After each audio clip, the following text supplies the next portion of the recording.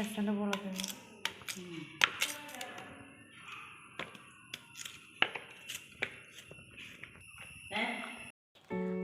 Hi, hello and അസ്സലാമു അലൈക്കും.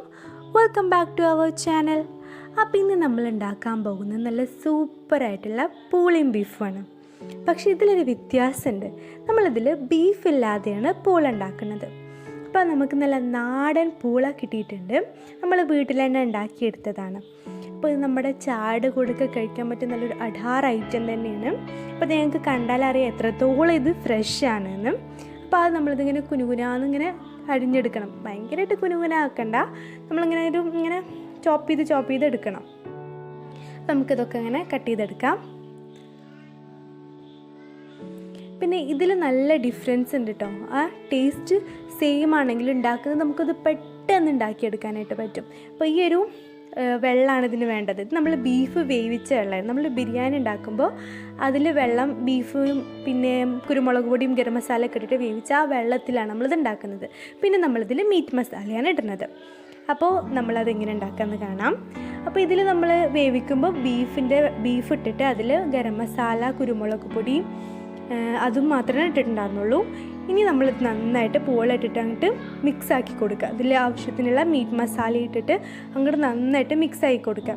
ഏകദേശം ഒരു 2 ടേബിൾ സ്പൂണോളം മീറ്റ് മസാല എടുത്തിട്ടുണ്ട്. പിന്നെ നമ്മളൊരു വലിയൊരു ടീസ്പൂൺ കുരുമുളക് കൂട്ടിയിട്ടുണ്ട്. അങ്ങോട്ട് നന്നായിട്ട് അങ്ങോട്ട് മിക്സ് ചെയ്യാം.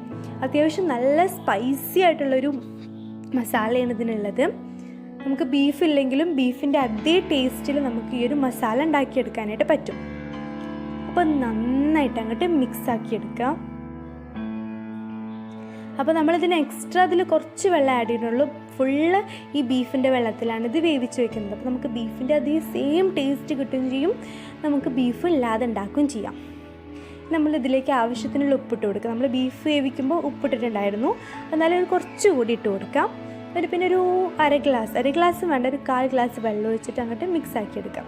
അപ്പോൾ നമുക്ക് ബീഫ് വാങ്ങുമ്പോൾ ഇനി നമ്മൾ ഇത് പ്രഷർ കുക്കറിൽ ഒരു 4 വിസിലോളം അടിച്ചാൽ നമുക്കിത് റെഡിയാവും.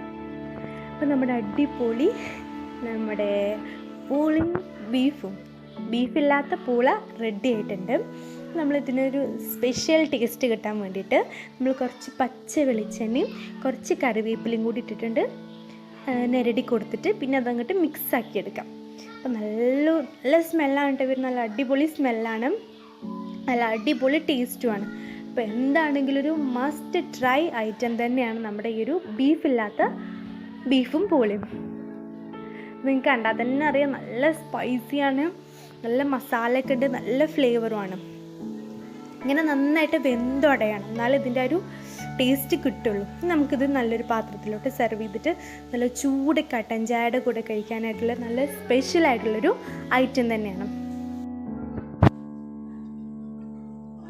അപ്പോൾ എന്താണെങ്കിലും എല്ലാവരും ബീഫ് വാങ്ങിക്കഴിഞ്ഞാൽ നമുക്ക് ബിരിയാണി എന്തെങ്കിലുമൊക്കെ വെക്കുമ്പോൾ ആ ഒരു വെള്ളത്തിൽ നമുക്ക് നമ്മുടെ വീട്ടിലുണ്ടാവുന്ന ആ ഒരു പൂളക്കിഴങ്ങൊക്കെ ഇട്ടിട്ട് ഉണ്ടാക്കിയ നല്ല അടിപൊളി ടേസ്റ്റാണ്.